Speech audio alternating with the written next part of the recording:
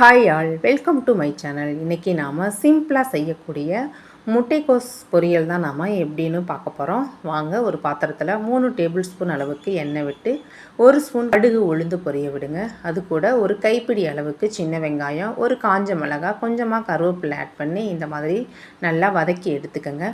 இது கூட நாம் கட் பண்ணி வச்சுருக்க முட்டைக்கோஸை ஆட் பண்ணிக்கலாம். இப்போ ஒரு 2 டேபிள் ஸ்பூன் அளவுக்கு பாசிப்பருப்பு எடுத்து அதை ஒரு ½ அன் ஹவருக்கு நல்லா ஊற வச்சு வச்சுருக்கேன். அதையும் இந்த முட்டைக்கோஸ் கூட ஆட் பண்ணி நல்லா மிக்ஸ் பண்ணி விட்டுடலாம். இப்போ இந்த முட்டைக்கோஸ் பொரியலுக்கு தேவையான உப்பு ஆட் பண்ணி நல்லா மிக்ஸ் பண்ணிக்கலாம். இப்போ கையில் கொஞ்சமாக தண்ணி எடுத்து அதையும் இந்த முட்டைக்கோஸ் பொரியல் கூட இந்த மாதிரி தெளித்து விட்டுக்கலாம். தண்ணி அதிகமாக சேர்க்க வேணாம், ஏன்னா முட்டைக்கோஸ்லேயே தண்ணி விடும்.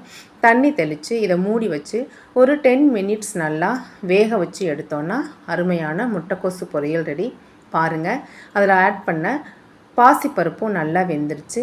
இந்த ஸ்டேஜில் நமக்கு தேவையான அளவு தேங்காய் பூ ஆட் பண்ணி மிக்ஸ் பண்ணி இறக்கணுன்னா ரொம்ப டேஸ்டியான, எல்லா குழம்புக்குமே சூட்டபுள் ஆகிற அருமையான பொரியல் ரெடி ஆயிடுச்சு. நீங்களும் கண்டிப்பாக இதே மெத்தடில் ட்ரை பண்ணி பாருங்கள். நம்ம சேனலை மறக்காமல் சப்ஸ்கிரைப் பண்ணுங்கள், கமெண்ட் பண்ணுங்கள். தேங்க்யூ.